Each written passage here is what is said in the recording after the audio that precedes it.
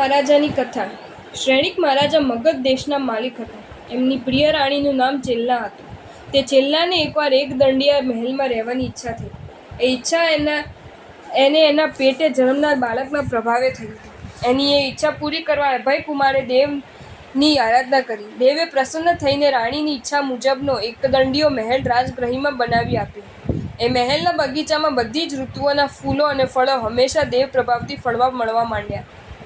રાજગ્રહી નગરીમાં એક ચાંડાળ રહેતો હતો। એની પત્નીને ગર્ભના પ્રભાવથી એકવાર શિયાળાની ઋતુમાં કેરી ખાવાનો દોહદ મનોરથ થયો।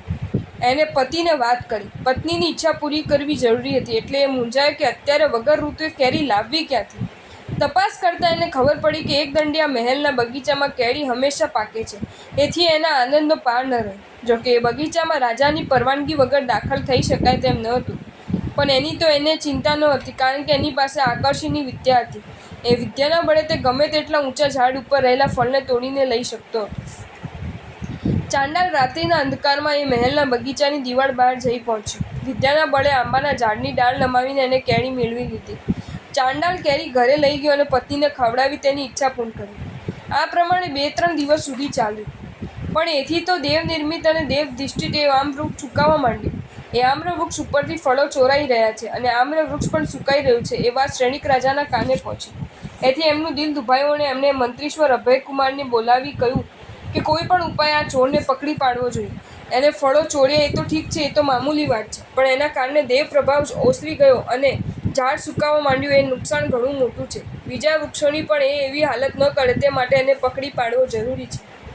અભયકુમાર તો બુદ્ધિના ભંડાર હતા। ગમે તેવા ચોરને પકડવાનું કામ એમના માટે જરાય મુશ્કેલ નહોતું। તેઓ રાત્રે એક દંડિયા મહેલના બગીચાની નજીકમાં જઈને ઊભા રહ્યા અને ચોરને પકડવાની જાળ પાથરવા માટે આસપાસમાં રહેલા લોકોના ભેગા કરી એમની એક મજાની વાર્તા કહેવા માંડી। એ વાર્તાનો પ્રસંગ પરથી સભાજનોને એક એવો પ્રશ્ન કર્યો કે એનો જવાબ પરથી જે ચોર હોય તે પકડાઈ ગયા વિના રહે નહીં। કેરીનો ચોર એ સભામાં જ હતો। તે પ્રશ્નનો ઉત્તર આપવા ઉઠ્યો। ઉત્તર સાંભળી બુદ્ધિના ભંડાર અભયકુમારે તરત જ એને ચોર તરીકે ઓળખી લીધો। ચતુરાઈપૂર્વક કેરીની ચોરીની બધી વાત એની પાસેથી કઢાવી લીધી અને તેને પકડીને મહારાજા શ્રેણિક સમક્ષ રજૂ કર્યો। ક્રોધાવેશમાં આવી ગયેલા શ્રેણિક મહારાજાએ તરત જ એને ફાંસીની સજા ફટકારી દીધી। નીતિના જાણકાર અભયકુમારને થયું કે આ ચોર પાસે તો આકર્ષણી નામની વિદ્યા છે। આ વિદ્યાના બળે જ એણે ચોરી કરી છે। જેની પાસે વિદ્યા હોય તેને મારી નાખવાથી તો તેની વિદ્યાનો પણ નાશ થાય। આવા વિદ્યાસિદ્ધને કેમ મરાય? એથી એમણે કુનેહપૂર્વક કહ્યું કે પિતાજી, આ ચોરની પાસે આકર્ષણની વિદ્યા છે। એને ફાંસીએ ચડાવતા પહેલાં એ વિદ્યા આપ ગ્રહણ કરી લો। રાજાને એ વાત ગમી। એમણે સિંહાસન પર બેઠા બેઠા ચોરની પાસેથી વિદ્યા ગ્રહણ કરવાનો પ્રયાસ કર્યો।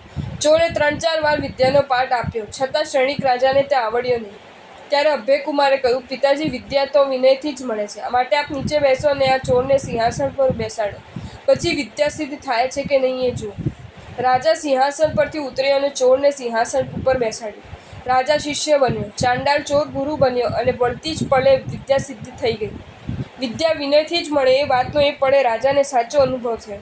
હવે અભયકુમારે ખરો દાવ નાખ્યો। એને કહ્યું, પિતાજી, આ ચોર તો આપના વિદ્યાગુરુ બન્યો, હવે એને ફાંસીએ ચડાવીને આપ શું ગુરુ હત્યાના ગોજારું પાપ કરશો? આપે તો હવે એને ઊંચામાં ઊંચી ગુરુ દક્ષિણા આપવી જોઈએ અને એનો ગુનો માફ કરી એને મૃત્યુદંડની સજામાંથી મુક્ત કરી દેવો જોઈએ। એ જ ઊંચામાં ઊંચી ગુરુ દક્ષિણા છે। ને સાચે જ અભયકુમારનો યુક્તિપૂર્વકનો આ દાવ એલે ન ગયો। એણે પાસો પોબાર પાડ્યો। ચોરની સજા માફ થઈ ગઈ। મહારાજા શ્રેણિક તરફથી એને ગુરુ દક્ષિણીમાં અભયદાન મળી ગયું। બાળકો, વિદ્યા વિનયથી જ મળે છે એનો હવે તો તમને આ કથા પરથી પૂરેપૂરો ખ્યાલ આવી ગયો ને?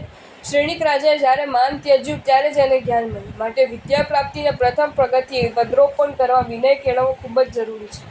વિદ્યા જેમ વિનયથી જ મળે છે તેમ તે ફળે છે પણ વિનયથી જ। સિદ્ધપુત્રની એક સુંદર કથા તેમ વાંચો તો તમને આ વાત સુંદર રીતે સમજાઈ જશે।